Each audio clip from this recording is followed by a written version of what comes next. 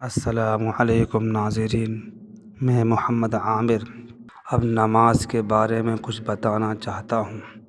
نماز کے لیے کچھ شرطیں جن کو پورا کیے بغیر نماز نہیں ہو سکتی۔ کچھ شرطوں کا نماز شروع کرنے سے پہلے پورا کرنا ضروری ہے، جیسا وضو، اور کچھ شرطوں کا نماز پڑھتے ہوئے خیال رکھا جاتا ہے۔ نماز پڑھنے سے پہلے ان 7 شرطوں کا پورا کرنا ضروری ہے، جن کو میں نے پہلے بتا دیا گیا تھا۔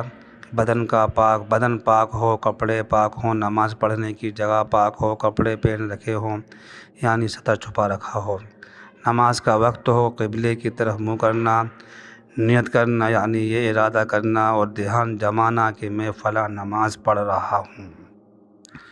بدن پاک کرنے کے لیے اگر نہانے کی ضرورت ہو تو غسل کر لیجئے، یا بدن پر گندگی لگی ہو تو دھو لیجئے۔ غسل کرنے کی ترکیب یہ ہے کہ پہلے پاک صاف پانی لیجئے، پھر دونوں ہاتھ دھوئیے، پھر استنجا کیجئے۔ بدن پر سے گندگی اگر لگی ہو تو دھو ڈالیے، پھر وضو کیجئے۔ اگر روزہ نہ ہو تو کلی کے ساتھ غرارہ بھی کیجئے، پھر سارے بدن پر 3 مرتبہ پانی ڈالیے۔ یاد رکھیے، غسل میں کلی کرنا، ناک میں پانی پہنچانا اور بدن پر پانی ڈالنا فرض ہے، ان کے بغیر غسل نہیں ہو سکتا۔ بدن پاک کرنے کے لیے اگر نہانے کی ضرورت نہ ہو تو صرف وضو کر لیجئے۔ وضو کی ترکیب یہ ہے کہ سب سے پہلے دونوں ہاتھ 3 مرتبہ دھوئیے، ہری ٹہنی کی مسواک سے دانت صاف کیجئے۔ اگر مسواک نہ ہو تو برش سے، ورنہ دائیں ہاتھ کی بڑی انگلی سے دانت ملیے، پھر 3 مرتبہ کلی کیجئے۔ 3 مرتبہ ناک میں پانی ڈال کر بائیں ہاتھ سے ناک صاف کیجئے، پھر پورے چہرے پر 3 مرتبہ پانی ڈالیے۔ اس کا خیال رکھیے کہ پیشانی کے بالوں سے ٹھوڑی کے نیچے تک اور کانوں کے کنپٹوں تک کوئی ذرا سا بال برابر بھی حصہ سوکھا نہ رہ جائے، ورنہ وضو نہ ہوگا۔ پھر دونوں ہاتھ کونیوں سمیت 3 مرتبہ دھوئیے۔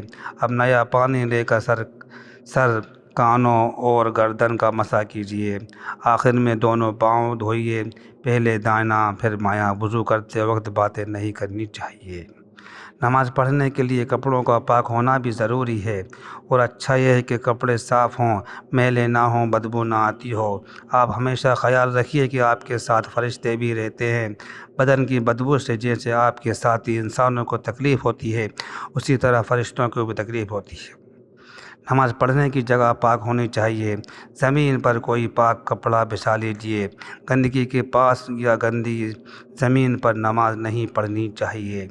سوکھی زمین پاک مانی جاتی ہے، لان پر بھی آپ نماز پڑھ سکتے ہیں۔ نماز کے لیے مناسب کپڑے پہننا بھی ضروری ہے۔ مرد کے لیے ناف سے نیچے گھٹنے تک بدن کا ڈھکنا فرض ہے۔ ناپ پہلے میں بتا چکا ہوں کہ ٹنڈی سے لے کے گھٹنوں کے نیچے تک ناف ہے، اور عورت کے لیے ہاتھ، پاؤں اور منہ کے علاوہ سارا بدن ڈھکنا فرض ہے۔ جس حصے کا چھپانا فرض ہے اسی کو سطر کہتے ہیں۔ نماز کا وقت بھی نماز پڑھنے کے لیے ضروری ہے، یعنی جس نماز کے لیے جو وقت رکھا گیا ہے اسی وقت یہ نماز پڑھنی چاہیے۔ وقت سے پہلے پڑھنے سے نماز نہیں ہوگی اور دوبارہ پڑھنی پڑے گی۔ وقت کے بعد نماز قضا ہو جاتی ہے، جس کا ثواب وقت پر پڑھی گئی نماز کے برابر نہیں ہوتا، اور وقت پر نہ پڑھنے کا گناہ بھی ہوتا ہے۔ نماز پڑھتے وقت قبلے کی طرف منہ کرنا بھی ضروری ہے۔ ہندوستان، پاکستان سے قبلہ مغرب میں ہے۔ مسلمانوں کا قبلہ خانہ کعبہ ہے۔ خانہ کعبہ شہر مکہ میں ہے اور مکہ مکرمہ عرب میں ہے۔ مسلمانوں کی تمام عبادتوں کی طرح نماز میں بھی نیت کرنا فرض ہے۔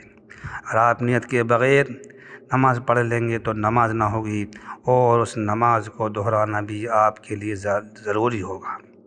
مقصد یہ ہے کہ آپ کے ذہن میں یہ بات صاف ہو کہ آپ کس وقت کی کون سی کتنی رکعت والی اور کس کے لیے نماز پڑھ رہے ہیں۔ مثلاً 5 فرض نمازوں میں نیچے لکھی ہوئی بات پر آپ کے ذہن اور دھیان میں ہو، زبان سے ادا کرنا ضروری نہیں ہے۔ فجر میں نیت کرتا ہوں۔ فجر کی میں نیت کرتا ہوں 2 رکعت نماز فرض فجر، واسطے اللہ تعالیٰ کے منہ میرا کعبہ شریف کی طرف۔ اللہ اکبر۔ ظہر کی نیت میں نیت کرتا ہوں 4 رکعت نماز فرض وقت ظہر واسطے اللہ تعالیٰ کے منہ میرا کعبہ شریف کی طرف اللہ اکبر۔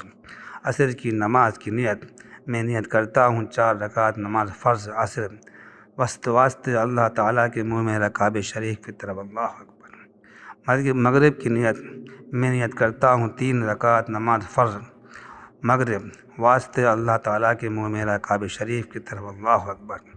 عشاء کی نیت، میں نیت کرتا ہوں 4 رکعت نماز فرض عشاء واسطے اللہ تعالیٰ کے منہ میرا کعبہ شریف کی طرف اللہ اکبر۔